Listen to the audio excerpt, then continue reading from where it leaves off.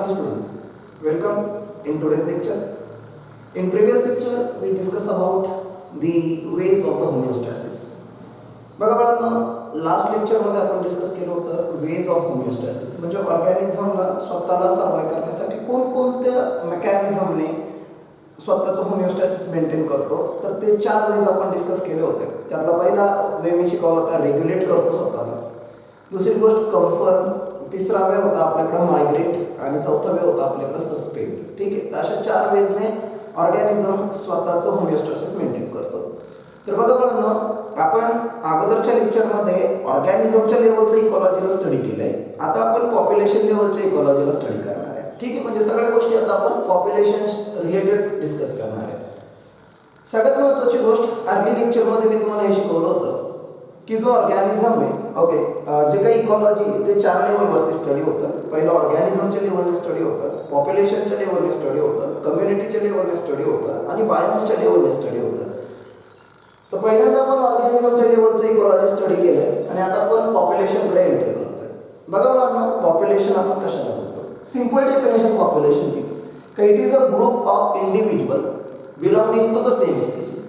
Same species मधून belong करणारे जेवढे काही इंडिव्हिज्युअल असतील, occupying the same geographical area, एकाच जॉग्राफिकल एरियामध्ये राहणारे, they are commonly called as a population. त्यांच्या पूर्ण ग्रुपची एक काय तयार होते? पॉप्युलेशन तयार होते. ठीक आहे, आता हे जे पॉप्युलेशन आहे बाळांनो, ओके, पॉप्युलेशनमध्ये आता काही ठिकाणी तुम्ही असं पाहाल की फॉर एक्झाम्पल मी डेन्स फॉरेस्ट बद्दल बोललो तर तिथं असणाऱ्या प्लांटची पॉप्युलेशन जास्त आहे. Okay, as compare to other plants, as compare to other forest. एकदम डेन्स फॉरेस्ट घ्या आणि असं फॉरेस्ट घ्या, तिथं झाडं आहेत पण खूप जास्त नाही आहेत. ओके, मग हे जे काही घडलेलं मेकॅनिझम आहे, ओके, मग तिथं जास्त स्पेसिस सापडणार कशामध्ये? तुम्हाला डेन्स फॉरेस्ट एरियामध्ये. आणि इकडं जो काही फॉरेस्ट तुम्ही पाहताय जिथं प्लांट तर आहे पण कमी प्रमाणामध्ये, तर तिथं स्पेसिस जे काही किंवा जे काही ॲनिमल्स वगैरे सापडतील ते तुम्हाला ते कमी प्रमाणात सापडतील.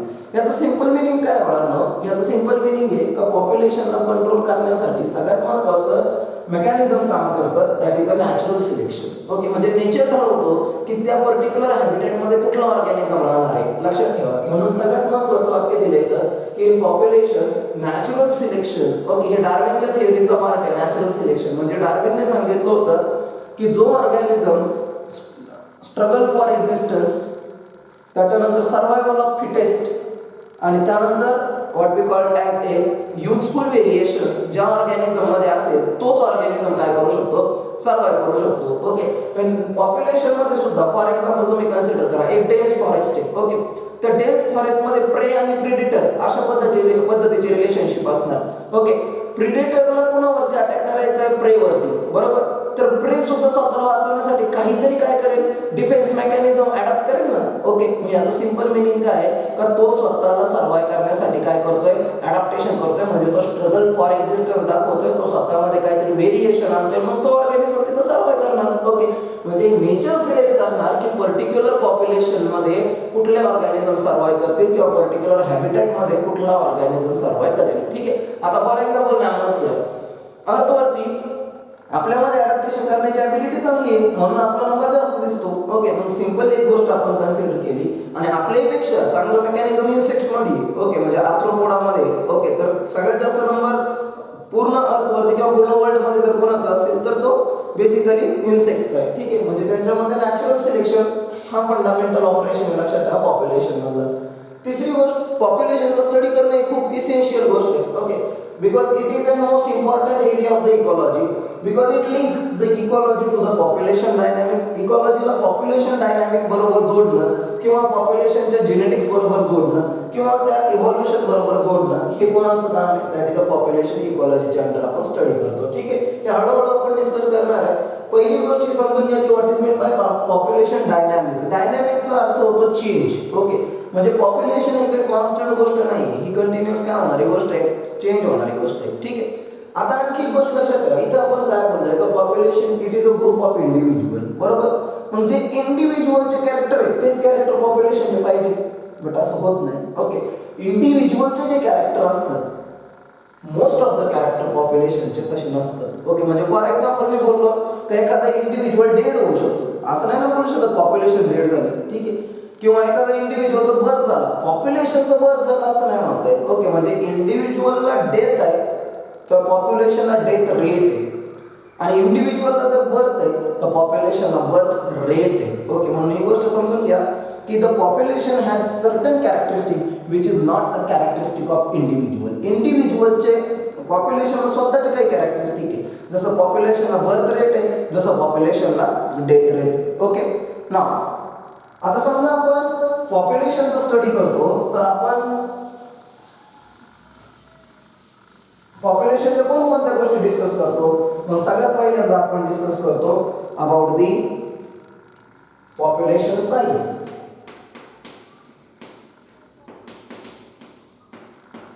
आणि दुसरं आपल्याकडे असतं बाळांनो पॉप्युलेशन डेन्सिटी. या दोन्ही टर्म समजून घ्या, पॉप्युलेशन साइज आणि पॉप्युलेशन डेन्सिटी. ठीक आहे, पॉप्युलेशन साइज आपण कशाला बोलतो, it is a total number of individual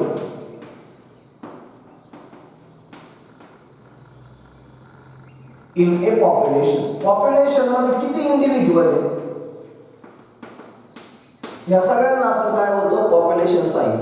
okay, म्हणजे it is related with number, it is related with number. But population density जी आहे, total number of individual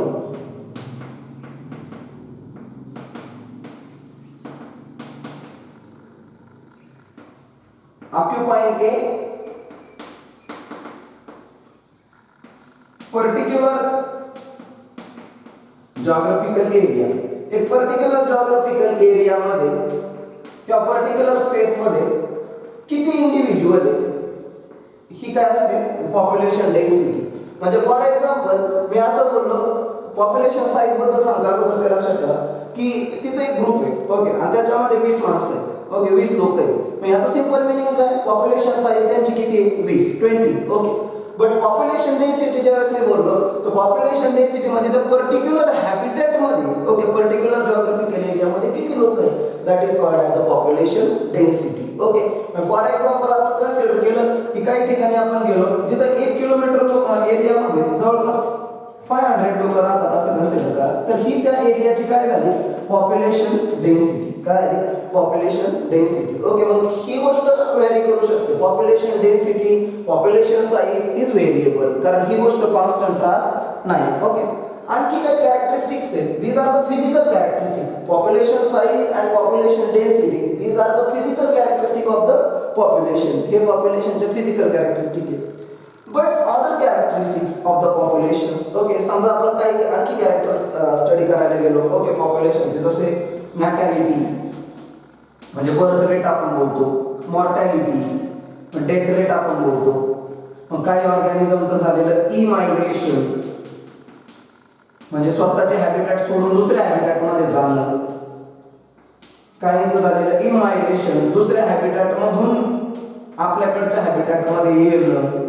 okay, मग यासारखे काही फीचर्स आपण कशामध्ये डिस्कस करणार आहे, दॅट इज अ पॉप्युलेशन मध्ये डिस्कस करणार आहे. हे फिजिकल कॅरेक्टरिस्टिक्स आहेत. ओके, आणि हे काही अदर कॅरेक्टरिस्टिक्स आहेत कशाचे, what we call as a पॉप्युलेशनचे. आणखी काही कॅरेक्टरिस्टिक आपण डिस्कस करणार आहे, बट स्टार्ट करू विथ नॅटॅलिटी. ओके,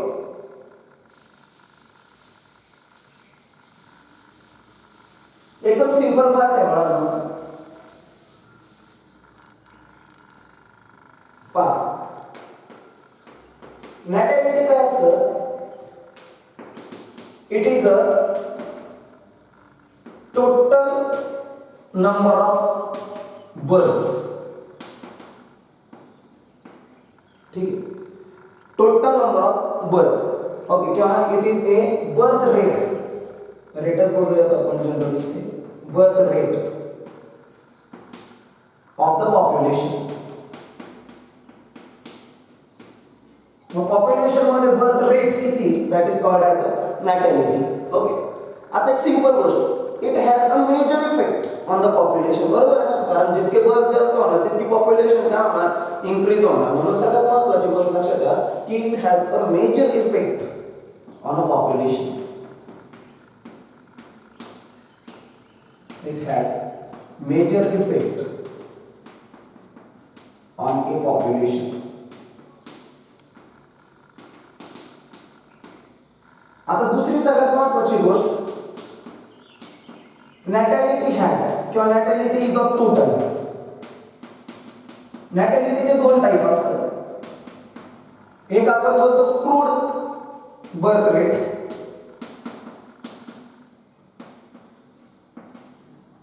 आणि दुसरं आपण बोलतो that is called as a specific birth rate. Crude birth rate आणि स्पेसिफिक बर्थ रेट. आता एक सिंपल क्रूड बर्थ रेट म्हणजे काय, टोटल नंबर ऑफ इंडिव्हिज्युअल किंवा नंबर ऑफ बर्थ म्हणू आपण, number of birth per 1000 individual per year. म्हणजे एका वर्षामध्ये दर 1000 इंडिव्हिज्युअलच्या रेशोमध्ये किती नंबर ऑफ बर्थ झाले, that is called as a crude birth rate. याला आपण क्रूड बर्थ रेट बोलतो. आणि स्पेसिफिक बर्थ रेट जर आपण कन्सिडर केलं, specific birth rate, okay, so it is use relative to specific birth rate. आता याला एक्झाम्पलच्या सहाय्याने आपण समजून घेऊ.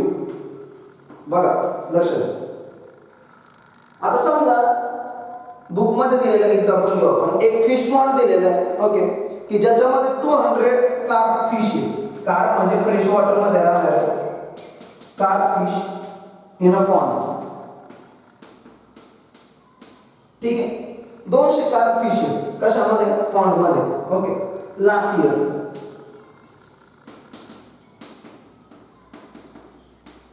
And through the reproduction,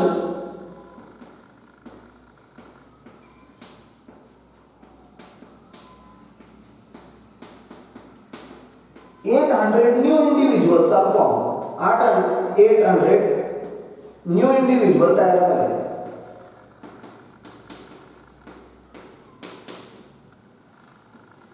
मग टोटल इंडिव्हिज्युअल किती झाले, 200 पहिले होते आणि 800 नव्याने तयार झाले. ओके, मग आता समजा मला याचा स्पेसिफिक बर्थ रेट काढायचा आहे, तर मी कसा काढणार, हे बघा. काय करणार, जेवढे इंडिव्हिज्युअल नव्याने तयार झाले, दॅट इज किती तयार झाले, 800, आणि पहिले किती होते, 200. मग याचा अर्थ हा बर्थ रेट किती आहे, 4 ऑफस्प्रिंग. 4 नवीन इंडिव्हिज्युअल तयार केले प्रत्येक कार्पने, पर कार्प. म्हणजे प्रत्येक फिशने 4 इंडिव्हिज्युअल तयार केले, त्यावेळेस नवीन किती तयार झाले, 800 टोटल तयार झाले. ओके, अशा पद्धतीने आपण काय काढतो, that is a specific birth rate. म्हणून ही गोष्ट ध्यानात ठेवा की नॅटॅलिटीचे दोन टाइप असतात. एक क्रूड बर्थ रेट असतो आणि एक स्पेसिफिक बर्थ रेट असतो.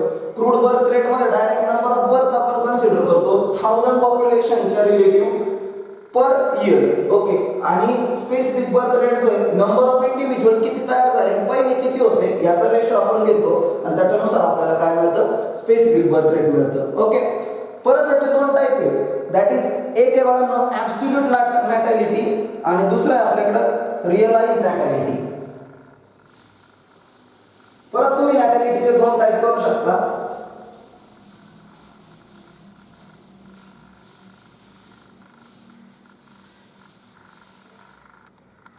एक आहे ॲब्सोल्यूट नॅटॅलिटी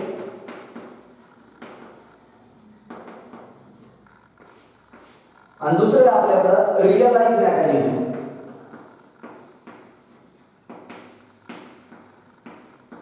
आता ही गोष्ट समजून घ्या की ॲब्सोल्यूट नॅटॅलिटी आणि रिअलाइज नॅटॅलिटी काय असतं. ॲब्सोल्यूट नॅटॅलिटीचा अर्थ आहे the number of birth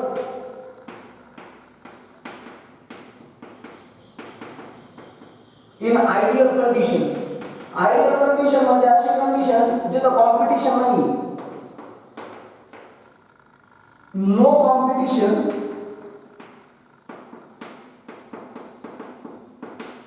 and abundant resource आणि फूड शेल्टर वगैरे या गोष्टी खूप जास्त प्रमाणामध्ये. तर अशा बर्थ रेटला आपण काय म्हणायचं, that is a absolute natality. Okay, आणि इथं the number of birth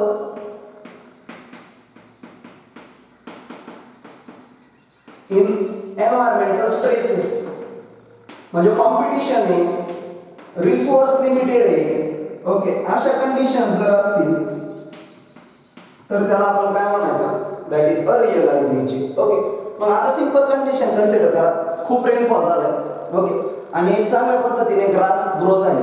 okay, आता मला सांगा मला तिथं समजा एक काऊ आहे, कन्सिडर करा, खूप ग्रास ग्रो झाले. आता तिला माहिती ना आपले जे इंडिव्हिज्युअल समजा बर्थ झाले तर ते एवढ्या पूर्ण याच्यामध्ये काय करू शकतात, सर्वाइव्ह करू शकतात. त्यामुळे ती मोर अमाऊंट मध्ये काय तयार करणार, what we called as a new individual तयार करणार. ओके, याचं सिंपल मिनिंग काय तर त्यावेळेस absolute natality, okay, absolute natality त्यावेळेस जास्त असणार as compare to what we called as a realise natality. कारण इथं कॉम्पिटिशन करावं लागणार, इथं सोर्स लिमिटेड सोर्स आहे. ओके, म्हणून हे नेहमी गोष्ट लक्षात ठेवा की ॲब्सोल्यूट नॅटॅलिटी जो असतो, ओके, म्हणजे याचा जो काही बर्थ आहे, बर्थ रेट आहे, हा नेहमी जास्त असतो कशापेक्षा, रिअलाइज नॅटॅलिटीपेक्षा. ठीक आहे, म्हणून लक्षात ठेवा की absolute natality birth rate is always greater than realise natality. Okay, तर ही सगळ्यात महत्त्वाची गोष्ट आहे, कारण इथं जे काही नंबर ऑफ बर्थ्स होतात त्याला कॉम्पिटिशन करावं लागत नाही, पण इथं त्या इंडिव्हिज्युअलला काय करावं लागणार आहे,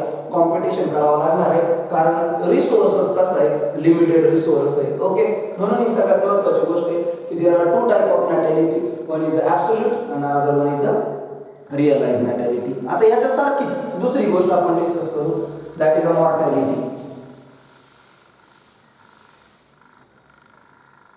जसं नॅटॅलिटीमुळं पॉप्युलेशन इन्क्रीज होतं बाळांनो, तसं मॉर्टॅलिटीमुळं पॉप्युलेशन ऍक्च्युअल डिक्रीज होतं. ठीक आहे, so it is A death rate of the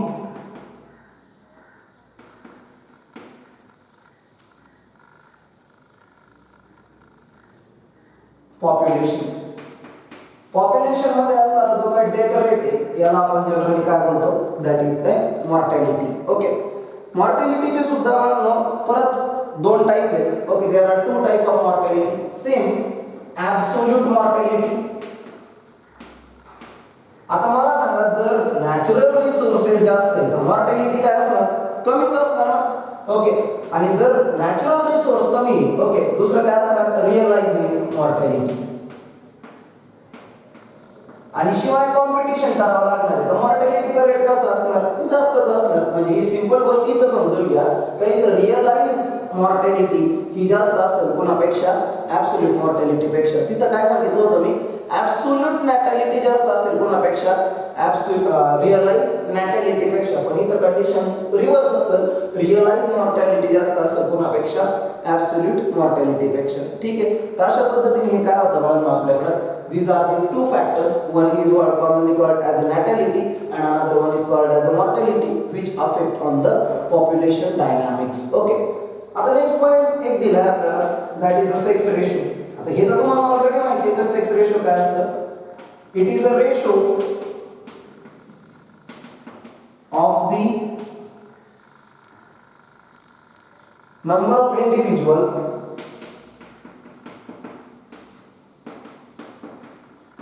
of one sex to the number of individual of another sex. म्हणजे ह्युमन बिंग बद्दल जर आपण बोललो तर जनरली मेल आणि फिमेल यांचा जो काही रेशो आपण घेऊ, ओके, यालाच आपण जनरली काय बोलतो, that is a sex ratio. आणि तो सेक्स रेशो नेहमी कसा असला पाहिजे, 1:1 असला पाहिजे.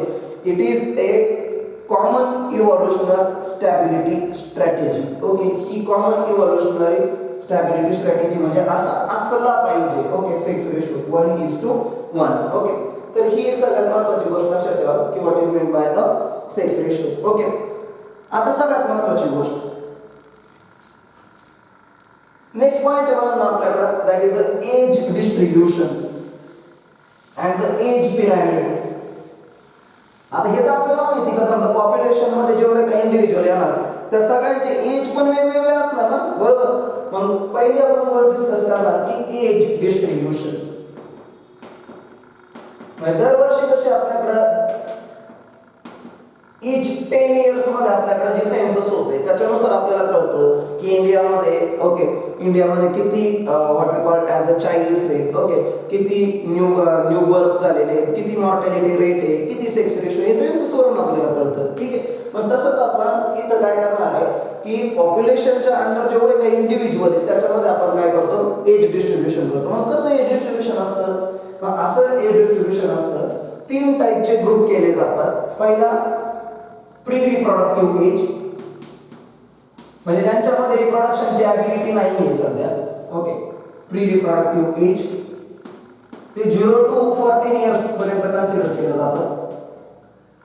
दुसरं असतं बाळांनो रिप्रोडक्टिव्ह एज, हे बेसिकली 15 इयर्स पासून 45 किंवा 44 इयर्स पर्यंत कन्सिडर केले गेले. आणि तिसरी गोष्ट post reproductive age.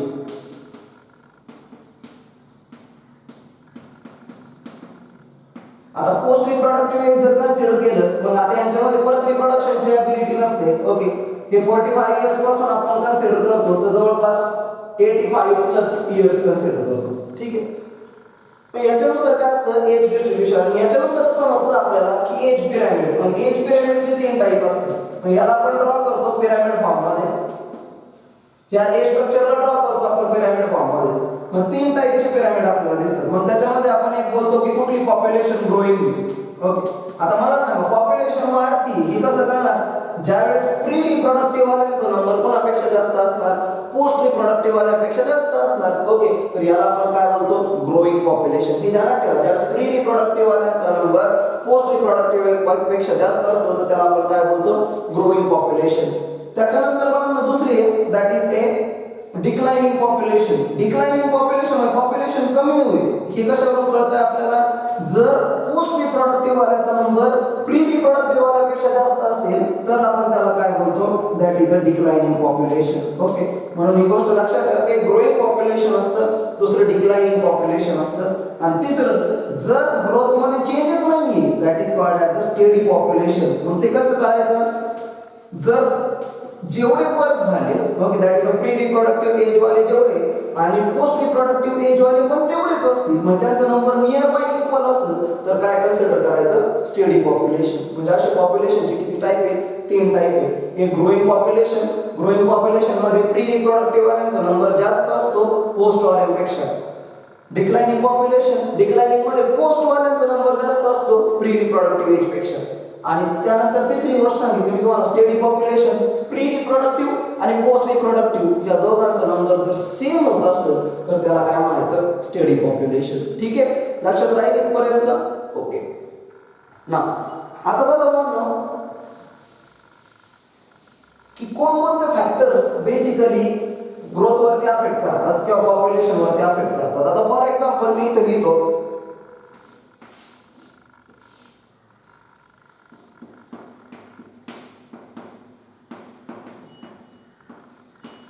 Population density. आता मला सांगा जर नॅटिव्हिटी म्हणजे बर्थमुळे पॉप्युलेशन डेन्सिटी कमी होते वाढते, ऑब्वियसली वाढते, मग प्लस साइन होते. ठीक, इकडे आपण दाखवू मॉर्टॅलिटी. मॉर्टॅलिटीमुळे मला सांगा पॉप्युलेशन डेन्सिटी काय होणार, कमी होणार, मायनस साइन होते. ठीक आहे, त्यानंतर आपण इकडे दाखवू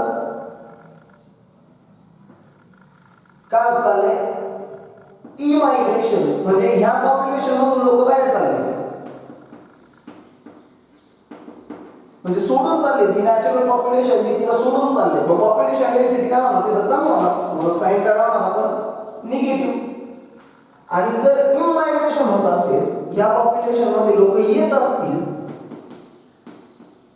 तर इथं साइन काय होणार आपण पॉझिटिव्ह. ठीक आहे, तर अशा पद्धतीने काय होतं बाळांनो आपल्याकडे these are the factors which affect on the population. Okay, तर अशा पद्धतीने हा पूर्ण पार्ट होता आपल्याकडे about the introduction part of the population.